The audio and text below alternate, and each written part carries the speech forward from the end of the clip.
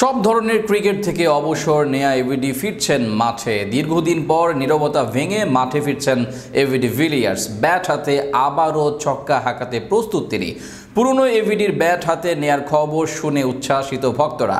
আবারও ব্যাট হাতে নিয়ে কোথায় ফিরছেন এভিডি, কোন ম্যাচ খেলবেন, সেসব নিয়ে বিস্তারিত থাকছে প্রতিবেদনে। হাতিয়ার জমা দিয়েছি, দক্ষতা নয়, এমন কথা বিভিন্ন অ্যাঙ্গেলে শুনেছেন হয়তো। এবার শুনবেন এভিডি ভিলিয়ার্সের কথা।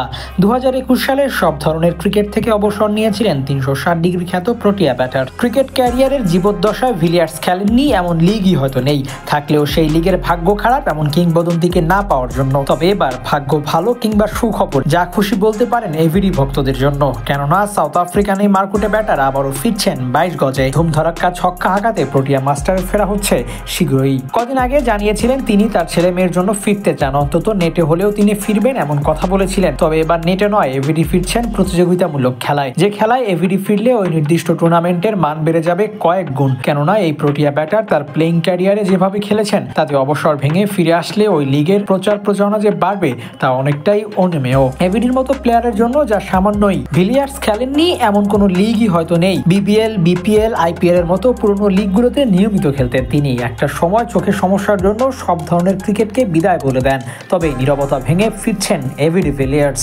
ফিরছেন না শুধু নিজ দেশ নিজ দলের হয়ে নেতৃত্ব নিয়ে ফিরছেন এই সাউথ আফ্রিকান কিংবদন্তি। জেনে থাকার কথা, জাতীয় দলের সঙ্গে চুক্তি নেই এমন ক্রিকেটাররা খেলতে পারেন লেজেন্ডস লিগে।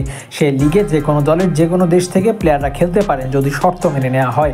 আর সেই শর্ত মেনে মাঠে পারফর্ম করতে দেখা যাবে এভিডি ভিলিয়ার্সকে। নেতৃত্ব দিবেন প্রিয় দল সাউথ আফ্রিকাকে।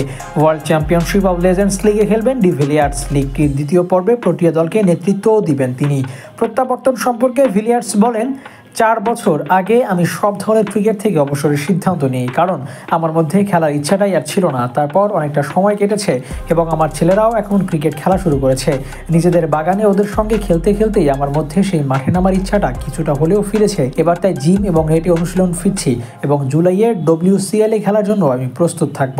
একসময় দুনিয়া মাতানো ব্যাটার সব ধরনের ক্রিকেট থেকে অবসর নেয় ভক্তদের মন খারাপ হলেও ফিরে আসার খবরে হয়তো কিছুটা হলেও আনন্দিত হবেন।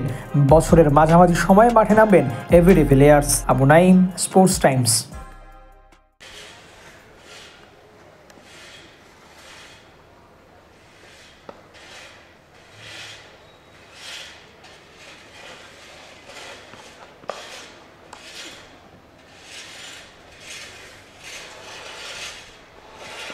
Iya, mantap.